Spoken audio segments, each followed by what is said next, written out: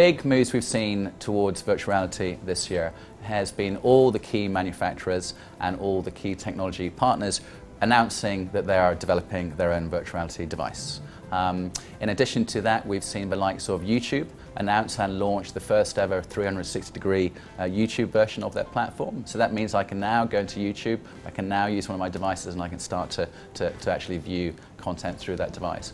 So we've seen the products being in development, and that will obviously sort of start hitting the marketplace within the next 6 months, and certainly across next year.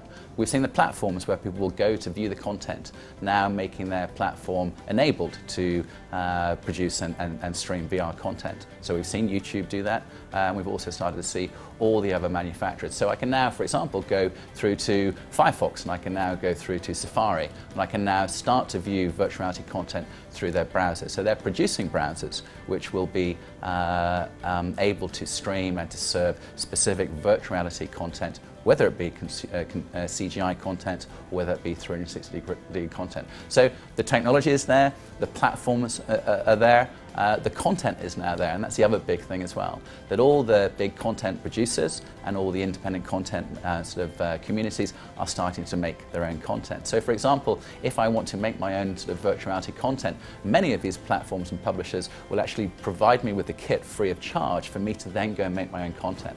So there is a rush on right now for people to make content, because the platforms are there. The only thing, as we said, that it isn't there yet is the actual physical devices to put on my headset.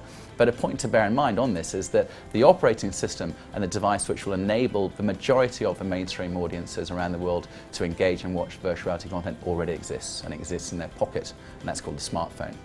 Because one of the big opportunities we see in the future will be the emergence of the virtual reality web via mobile devices.